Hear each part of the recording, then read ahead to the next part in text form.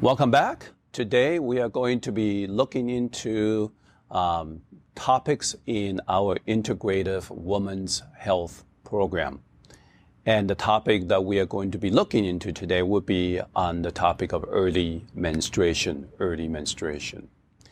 In Chinese medicine, we look at these menstrual disorders very carefully because when a woman during their reproductive age, any kind of subtle or not so subtle changes in their menstruation, especially when it's persistent, can signal some minor or even major health issues which might have impacted their menstruation. It's a reflection of that.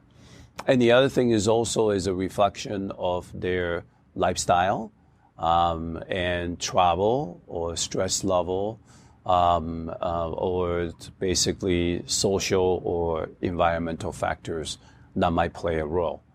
In TCM, menstrual disorders or changes really divided into 5 types of changes.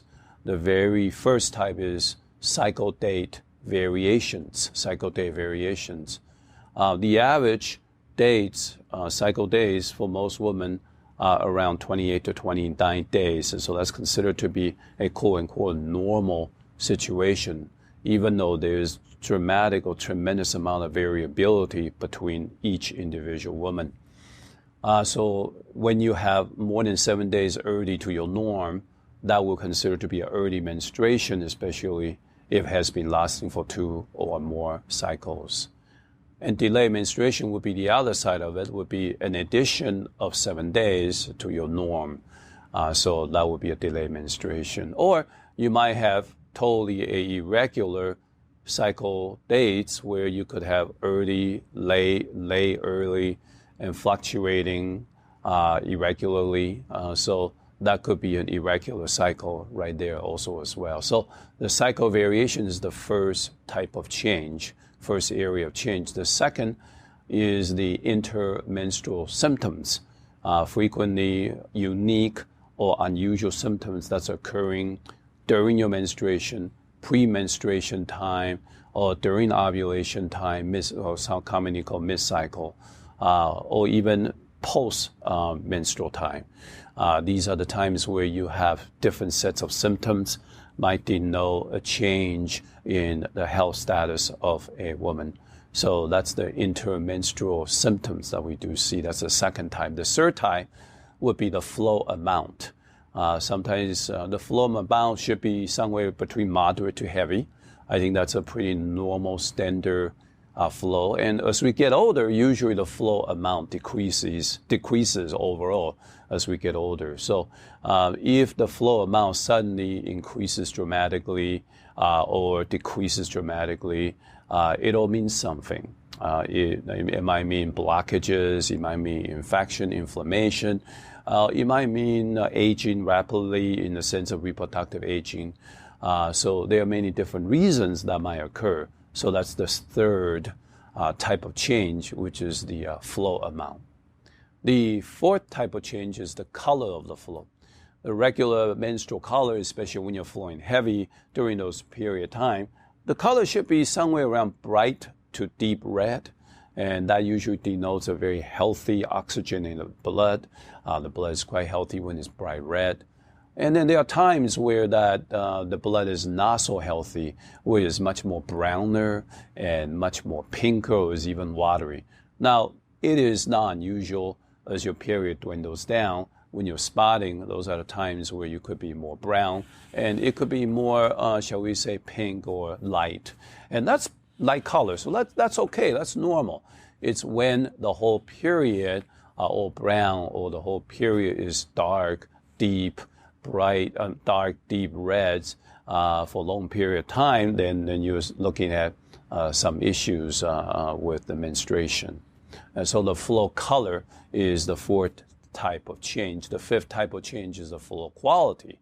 The quality flow can be very smooth, or it could be hesitant. It could be stop and go. So that could denote issues. That could mean issues in the menstruation or ovulation process. So flow quality it's also a part of the issue. And sometimes the flow can combine with clots, or the flow can combine with weird or different symptoms that's pretty dramatic or severe. So these are the five areas of change that we need to really look for.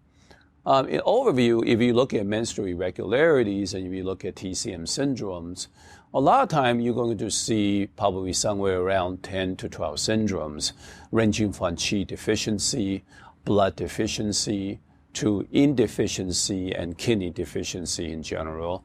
You're going to have also spleen qi deficiency or qi stasis, blood stagnation. You will also have heat in the blood, cold in the blood, phlegm damp accumulation situation. A lot of time can associate with spleen qi or spleen yang deficiency situation. So you can see quite a bit of syndrome really contributes and attributes to early menstruation.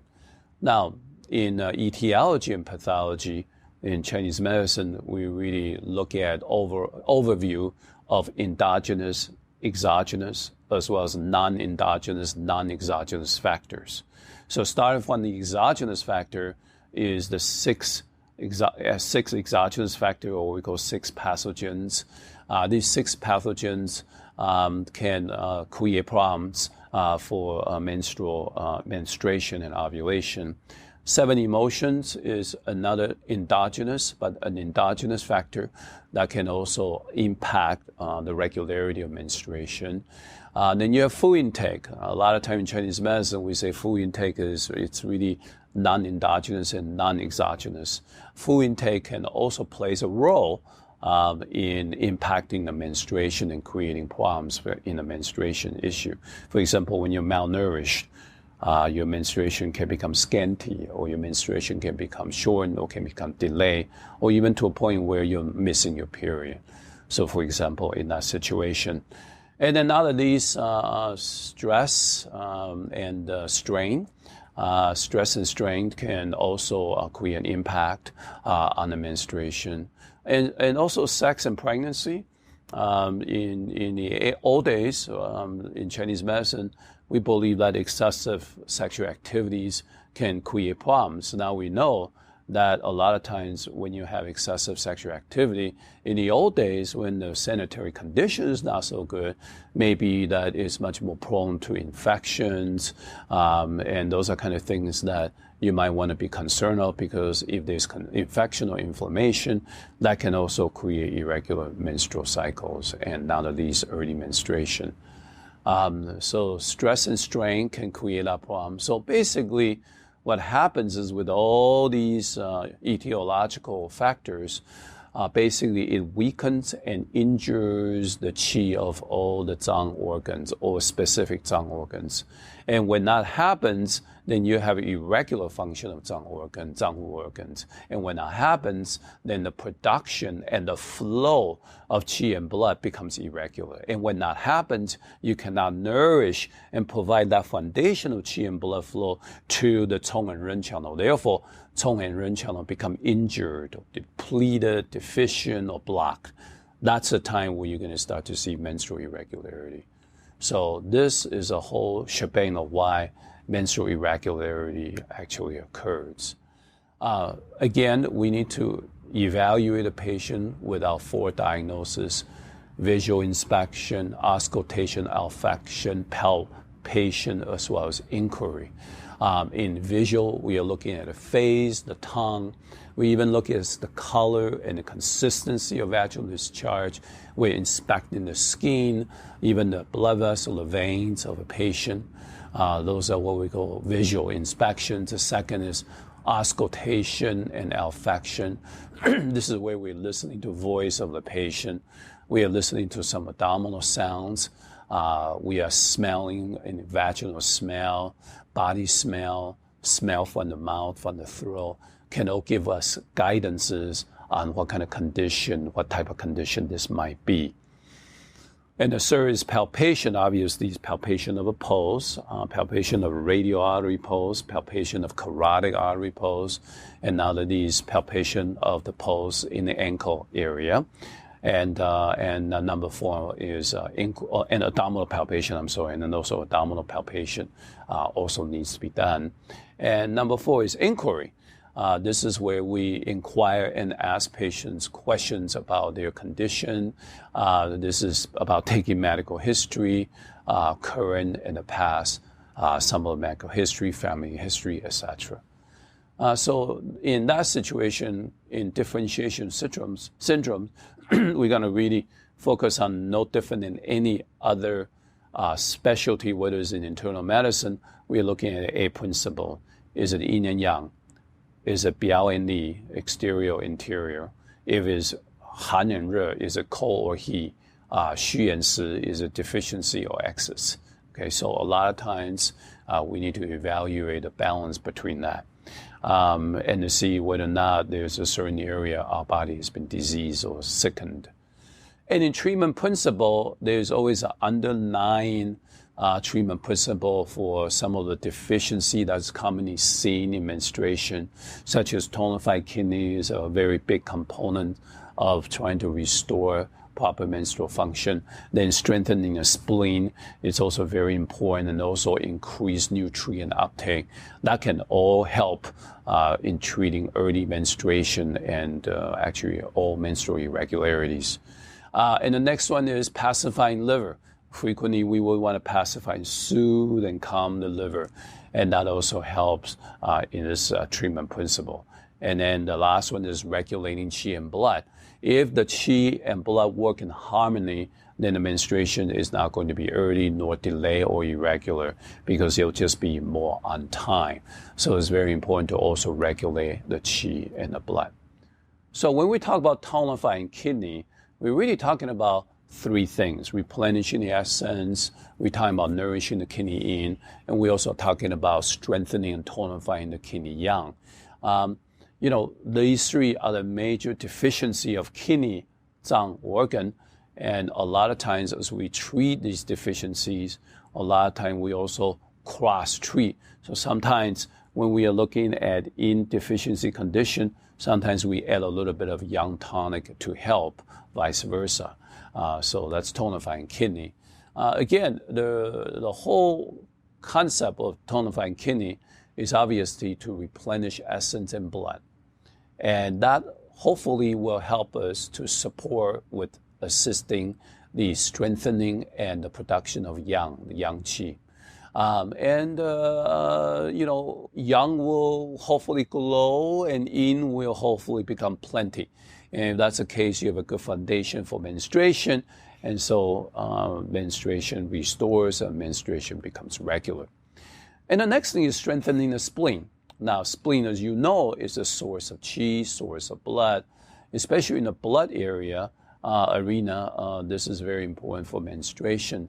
So a lot of time we try to strengthen spleen, raises yang, and trying to also at the same time avoid overly pungent and greasy foods. And if we are able to do that, our health is stable, our eating habits is stable, frequently menstruation regulates.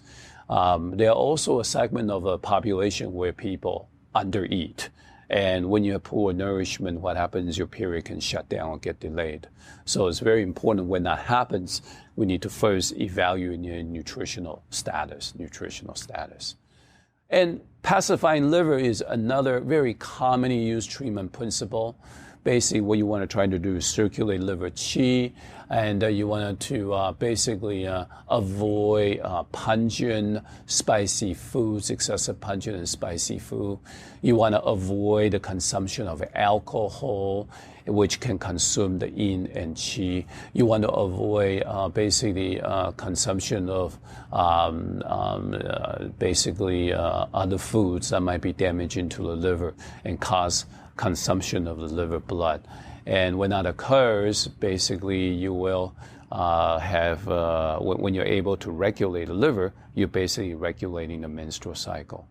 And frequently has known that before you are menarched, before you start your period, you're very much basically confined and look at nourishment, the spleen, nourishment, as well as the kidneys.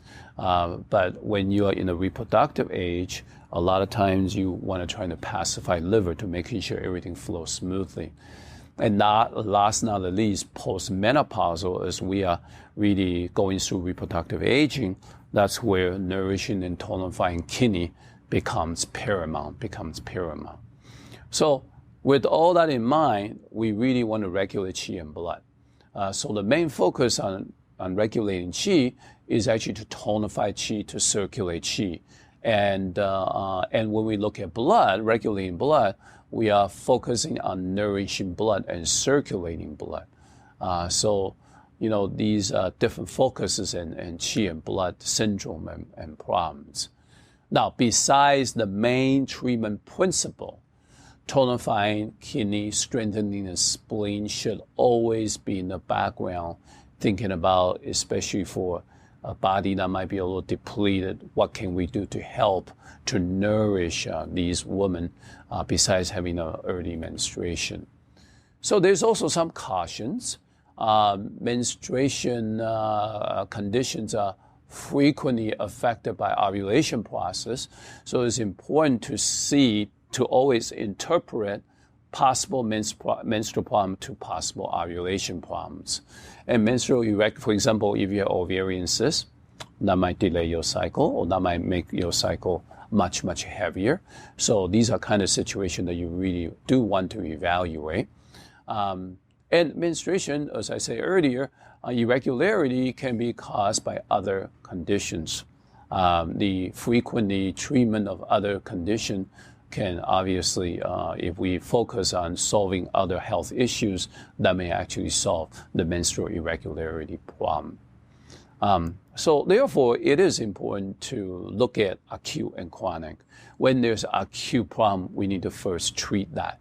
For example, such as very abnormal, heavy bleeding, and that's very important to just stop the heavy bleeding before we're trying to regulate the cycle.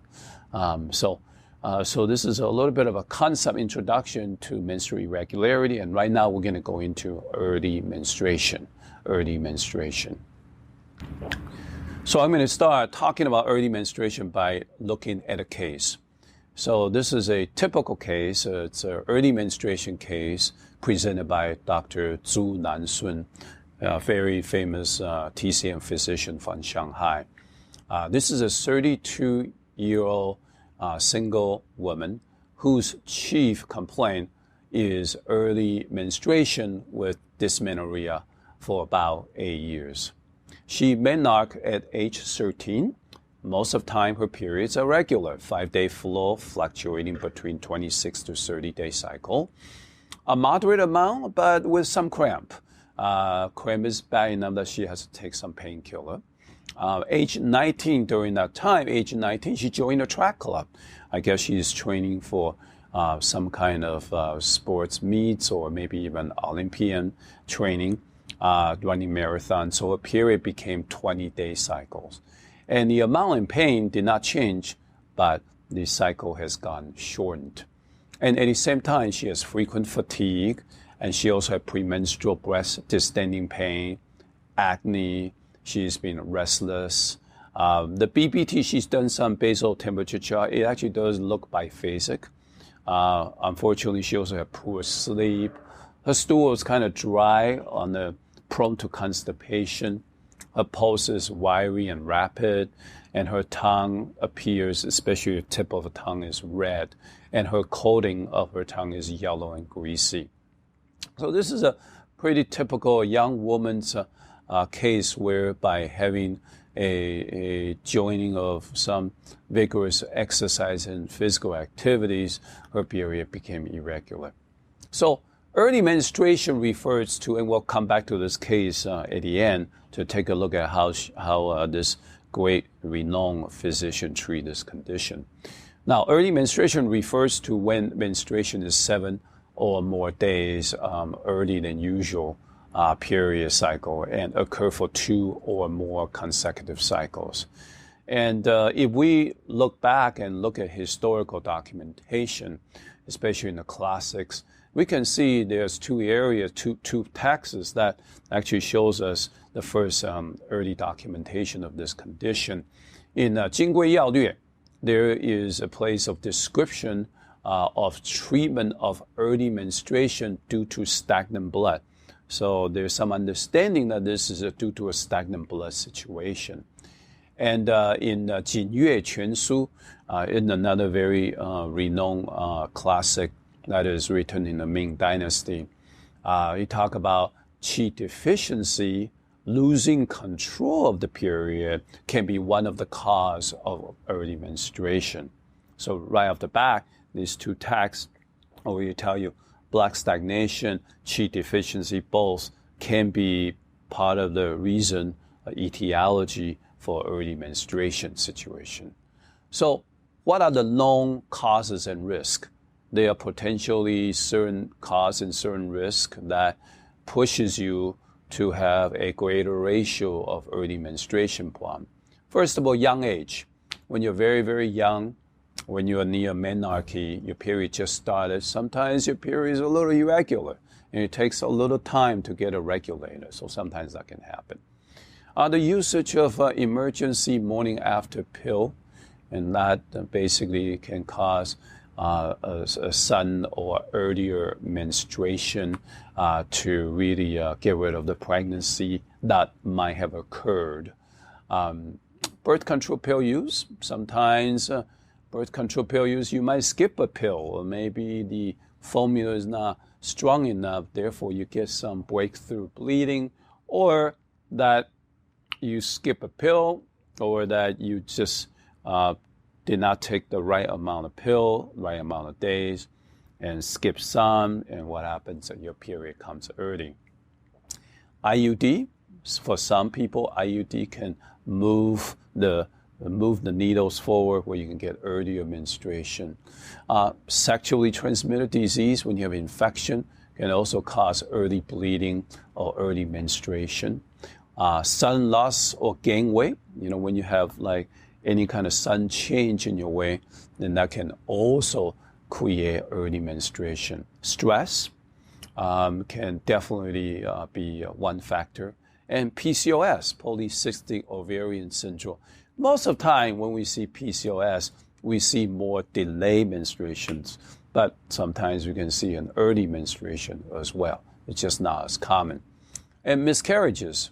If a woman has multiple miscarriages, a lot of time the cycle basically has changed. The ovulation time is not as stable. So a lot of time the ovulation is earlier, or you're not even ovulating at all, so causing the period to come earlier. Implantation bleeding, in a situation of you're pregnant, or your body is trying to get pregnant, the embryo fertilized and is trying to implant the uterus. If it's not successful, or even if it's successful, sometimes you can bleed, and sometimes you get worried that that might be an early menstruation. Instead, this is sometimes normal to be an implantation bleeding of a pregnancy. Time zone change travels. If you travel a lot through time zone where your sleep schedule is off, that can really create endocrine disruptions, and that can cause the hormone to be more wobbly. So therefore, you can get your menstruation early. Aging. Naturally, when you get older, most women slowly their period become earlier and earlier. Okay, they either don't ovulate very well, they don't ovulate at all, or they just ovulate early, and therefore they're going to get their period early. And there might be other ovarian and uterine issues that might cause this. For example, endometriosis, which renders the ovarian function to be irregular or weakened. So sometimes you're just dumping the egg, dumping the follicles, and grow the follicle really quickly. So that can also occur. So there's many different known causes.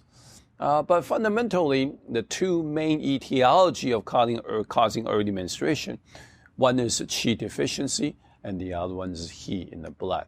So in the sense of qi deficiency, it frequently is a constitutional weakness or that this person is having poor diet. When that happens, there is not enough nourishment. And if you combine it with stress, overstraining, or excessive worries, you're going to start to consume that qi and cause injury to the spleen qi system. And there goes that qi deficiency syndrome. Then you have also kidney side of it. You might have kidney qi deficiency, and that might be constitutional. You might have excessive labor, excessive miscarriages, abortions. All that can be taxing for your body. All that can disrupt and create irregularity to your menstrual cycle. And that, basically when you have excessive labor, excessive poor sanitation or sexual practices, you might damage the kidney, cause the kidney qi to be deficient. So this is kind of like the first etiology, the spleen qi phenomenon and the kidney qi phenomenon. The second etiology is He in the blood. Now, He in the blood have a few types, and one is the excess type, and one is more the deficiency type. You could also have a situation where it really started with a chronic emotional depression, because when that happens, frequently the liver qi becomes stagnant or stasis, and that chronic stasis is going to turn into fire, and that fire going to go into the He. And whenever you have fire and when you have He in the blood, what you're going to do is you're going to drive the blood extravasively. Okay, basically the blood was going to flow outward. Okay, so that's one of them. And the other thing is hyperactivity of young with maybe exogenous attack. This could be eating a lot of spicy food, summer heat situation, hot weather without proper hydration. This is kind of like an extreme case of the pathogenesis from heat. So this hyperactivity heat, fire, is basically more of a, shall we say, an excess type. And we can see that in infections, especially vaginal infections, endometrial infections. These infections can cause an issue. Constitutional indeficiency can also create heat. This is more of a deficiency type of heat in the blood, where when you have, especially kidney insufficiency, you're going to have damage to the in fluid and consumes the fluid and blood. So therefore, you're going to get your early period, but guess what happened to the blood? It might look bright, but it's not going to be as much. It's going to be decreased in its quantity.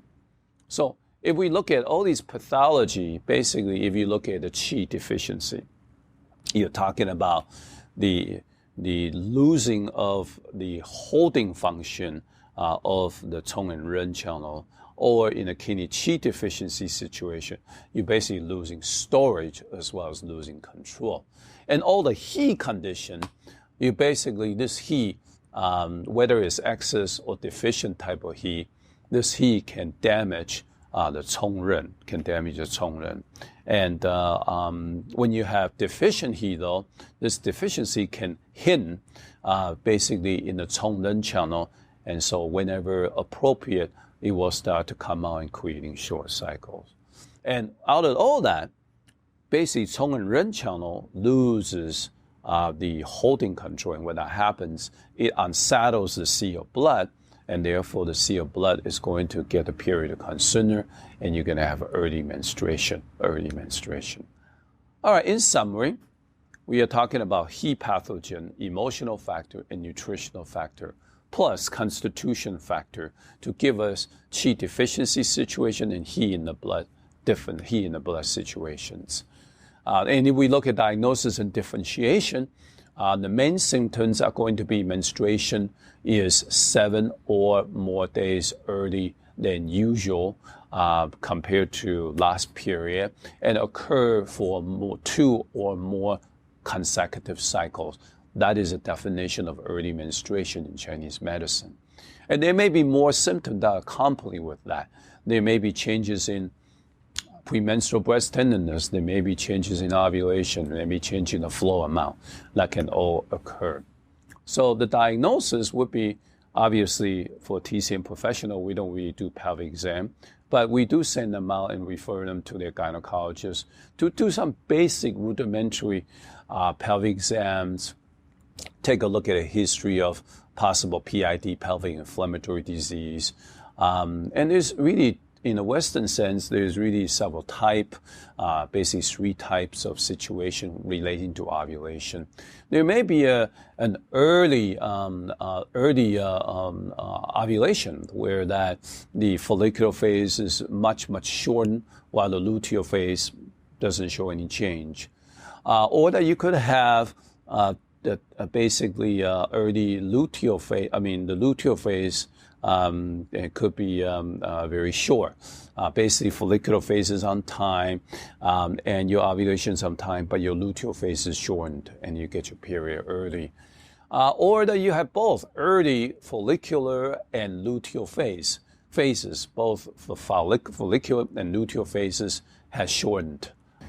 The body basal temperature chart is still quite useful today. A lot of conventional medical professionals don't really use that much of it because of the tools of ultrasound and blood tests. But for a TCM professional, it's a very useful tool. And it's not necessarily a tool that we use to predict ovulation.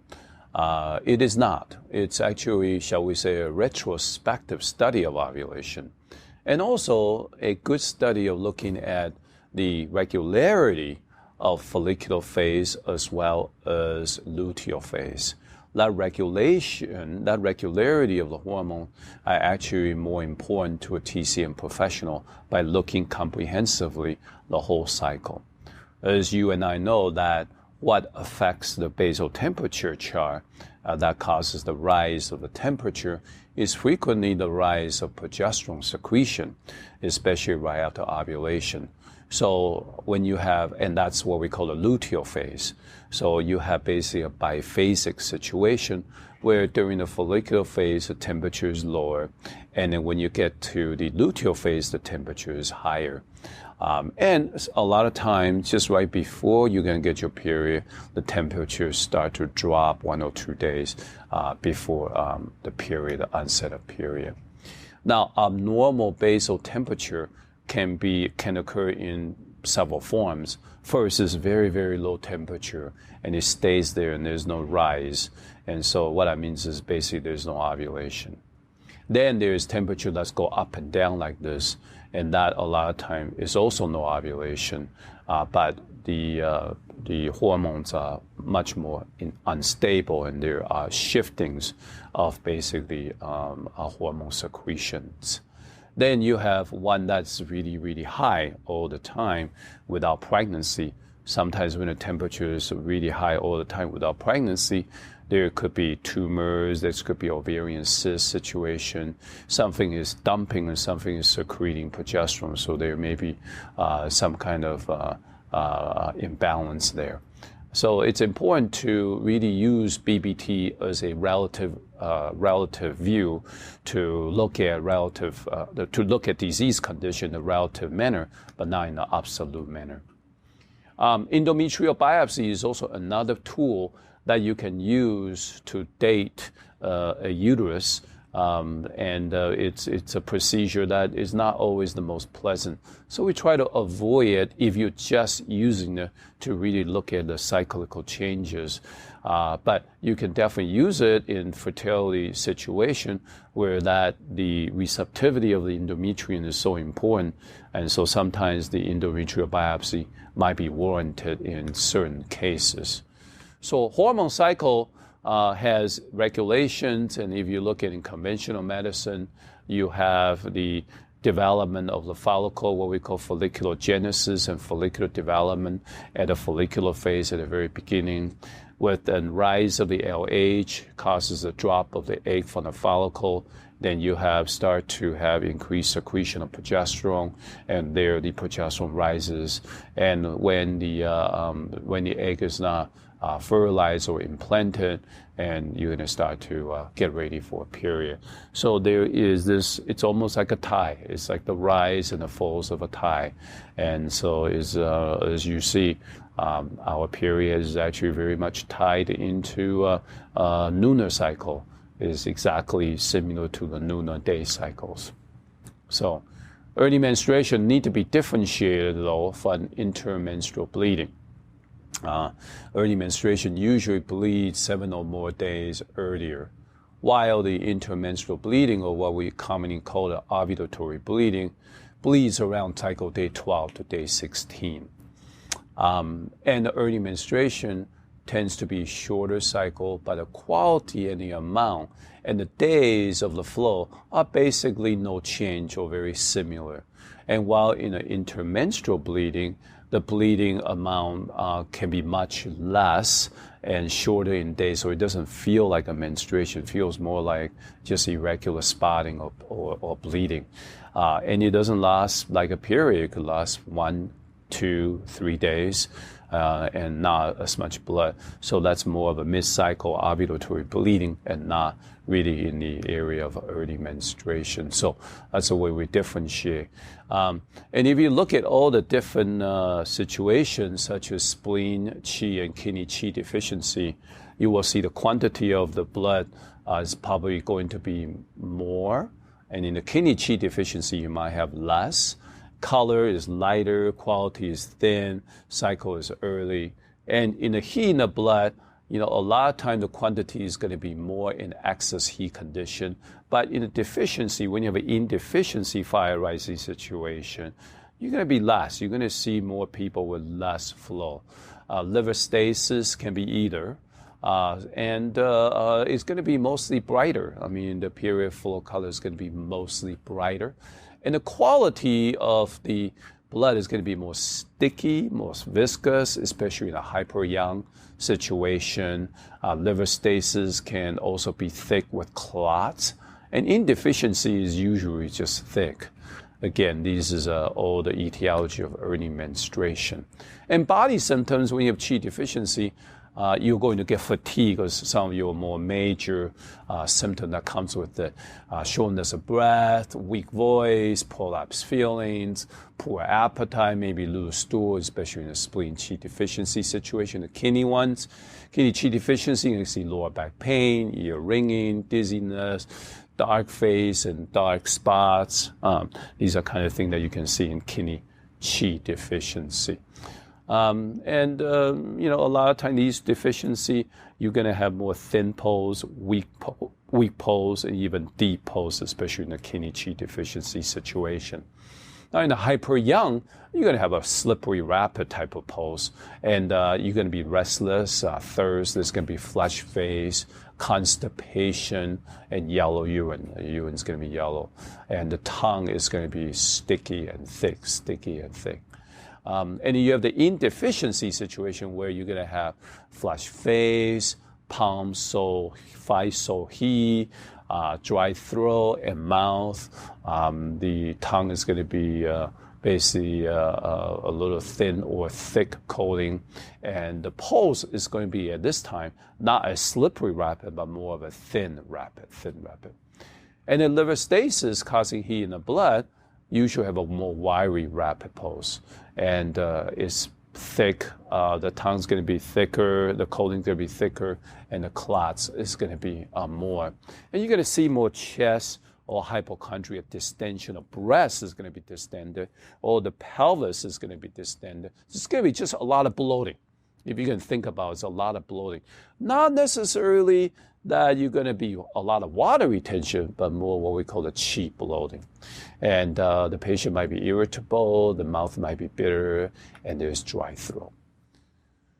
So we look at treatment principle is pretty straightforward. If you have spleen qi deficiency, we will tonify spleen qi. If kidney qi deficiency, we will tonify kidney qi.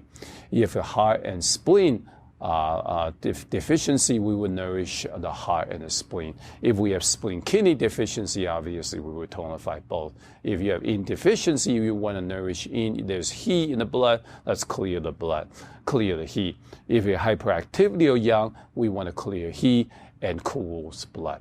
When you have liver stasis, we will pacify the liver and clear heat. Okay, these are some of the treatment principles. So herbal therapy in spleen qi deficiency we tend to select 补中益气汤 as the formula for this condition. And 补中益气汤 is composed of 人参、黄芪、甘草、当归、陈皮、生麻、柴胡 and 白术. The next syndrome is the kidney qi deficiency. We could use 固阴间. 固阴间 is composed of 菟丝子、熟地、山茱萸、人参、山药、炙甘草、五味子 and 远志.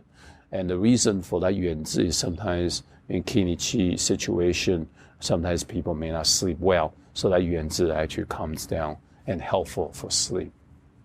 Now, in a hyperactivity of yang situation and causing heat in the blood, we can use 清金散. And this formula is composed of 丹皮、地骨皮、白芍、熟地、青蒿、黄柏 and 茯苓, about 7 herbs. And in indeficiency situation with heat in the blood, we can use 两地汤, which is a combination of 生地、地骨皮、玄参、麦冬、阿胶 and 白芍. So it's a very small, compact formula, but very, very useful. And the next one is liver stasis with heat in the blood. We would select what we commonly call 加味逍遥丸 or 单剂逍遥丸. This formula is composed of 丹皮、山茱萸、柴胡、当归、白芍、白术、茯苓、生姜、甘草 and 薄荷. So a few notes with the condition of spleen qi deficiency, especially when there's heavy menstruation. This is where we want to get rid of 当归 out of 补中益气汤. And let's add some appropriate amount of 龙骨 努力 to control the bleeding. That's helpful. And no difference in kidney qi deficiency. If you have heavy bleeding, let's add some 山茱萸 and 泡姜 to slow down the heavy bleeding. And if it's heat in the blood in a hyperactivity of yang situation, we need to get rid of 茯苓 out of 清金散, and that's add 地榆 and 茜草. If it's in a 两地汤 situation where you have heavy bleeding, you want to add more in-nourishing herb such as 女贞子、汉年草 and 地榆. In liver stasis, heat in the blood, if you have heavy, very heavy bleeding, you can get rid of 当归, you can add 茜草, 地榆 and 牡蛎. Okay, those are some of the herbs that can be very, very helpful. And acupuncture, there's many styles and there is many selection of points for this condition. For example, in spleen qi deficiency, we can select stomach 36, spleen 6, conception vessel 6, conception vessel 4, and bladder 20. And we can even use this tonification method with maxa, indirect or direct. Kidney qi deficiency, we can use bladder 23, conception vessel 4, conception vessel 3, kidney 10, as well as kidney 3. Again, tonification method or with the maxa is helpful. Then you have all the heat in the blood situation. In a hyperactivity or yang heat in the blood, this is where we really want to purge and sedate fire. And this is, we can use large intestine 11, conceptual vessel 3, spleen 10, and kidney 5 to do sedation method, and definitely no maxa. In indeficiency heat in the blood, we want to use kidney 2, kidney 6, liver 8, and spleen 6 points in those situations. Again, you can do tonification method in this, but just no maxa. And then in a liver stasis situation, we can use spleen 8, spleen 10, spleen 6, liver 2, and bladder 18. These points can work wonders in using sedation method. Again, no maxa. Now, in auricular acupuncture, we can select points such as ovary, endocrine, and the uterus, we can embed it or needle those points. So these are some of the general guidelines of acupuncture points that can be very helpful and useful for early menstruation. Now, go back to the case that we talked about before, the 32-year-old single early menstruation with dysmenorrhea for 8 years. Dr. Zhu basically diagnosed her of having liver heat, kidney deficiency, Chong and Ren regulation functions too weak. Her yin blood has been consumed. She has liver heat increase. Therefore, premenstrual breast distension, restlessness, dry stool, pulses wiry and rapid, etc. So what she wants to do and what she did is to clear the liver, benefit kidney, and regulate Chong and Ren. So she used Sendi 15 gram, she used Huanqing 6 gram, Zimu 12 gram, Dikupi 12 gram, Wangqi 15 gram, Chuan Duan 12 gram, Du Zhong 12 gram, and San Jisen 12 gram, and Zhu Ma Gen. Zhu Ma Gen is another anti-hemostatic herb. Zhu Ma Gen is 20 gram, and San Biao Xiao is 12 gram, Yi Ren is 15 gram, and Bai Zhu is 9 gram. So give this patient about 12 bags, 1 bag daily, and the subsequent visit, she started to see some change in some of her symptoms. She's there's still some irritability and acne, but it's getting less. She still has dry stool, still have frequent urination, pulse is thin, wiry, tongue is slightly red, coating is yellow, greasy. This is where she make changes of tea to Sendi, Bai Sao, to Huanqing, Zimu, Qinghao, Dikupi, San Jisen, Zhu Ma Gen, San Biao Xiao,